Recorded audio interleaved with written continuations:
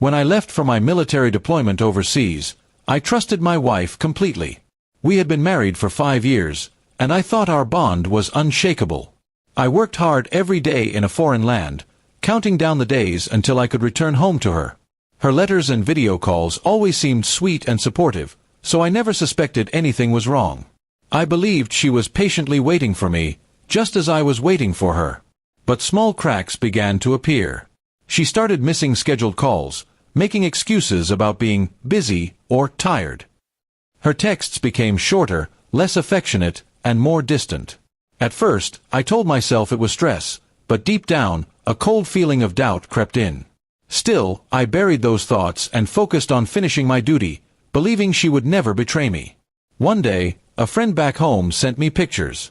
They showed my wife in public with another man, holding hands, kissing, even going to dinner together.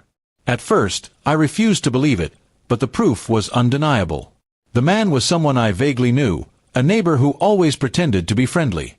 My blood boiled, but I kept calm.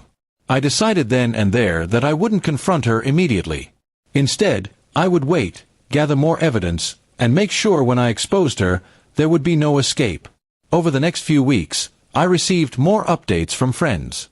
She wasn't even hiding it well. The two of them went out to parties. She introduced him to people as if they were a couple, and even used the car I had bought for her.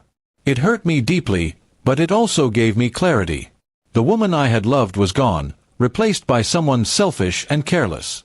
My mission changed from saving our marriage to protecting myself and ensuring justice. When my deployment ended, I returned home quietly without telling her.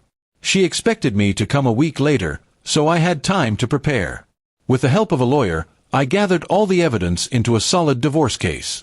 I also arranged to take control of the house, the accounts, and everything else I had worked so hard for.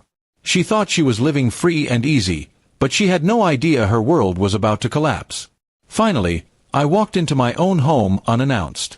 She wasn't alone.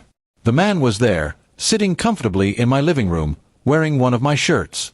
The look on their faces when I entered was priceless. Shock, fear, and guilt all at once. She tried to explain, to stutter out excuses, but I raised my hand and dropped the folder of photos and documents on the table. "Save your words," I said. "I already know everything." Her affair partner tried to act tough, but I made it clear he had no place in my home. I told him to leave before I called the police for trespassing. He left quickly, clearly embarrassed. My wife broke down crying, begging me to forgive her, saying she was lonely while I was away. But her tears meant nothing to me anymore. I had seen too much, and love had turned into bitterness. The divorce process moved fast because of the overwhelming evidence. She fought to keep the house and the car, but the court favored me. I had paid for everything, and she had broken her vows openly. In the end, she walked away with almost nothing, just her clothes and some personal belongings. The life she had taken for granted was gone overnight.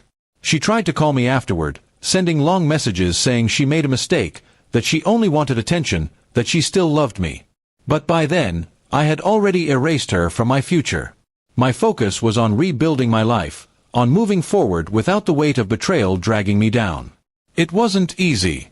There were nights when the memories haunted me, when I wondered how the woman I loved could betray me so openly. But each time, I reminded myself that I deserved better. I had sacrificed so much for her, and she threw it all away for a fleeting thrill. That wasn't love, and I couldn't respect someone like that. Months later, I heard she was struggling. The man she cheated with had left her, and she was living in a small apartment, working a job she hated. She no longer had the comfort, security, or respect she once enjoyed as my wife. In a way, that was the greatest justice of all. She had chosen her path, and now she had to live with it. As for me, I rebuilt stronger than before.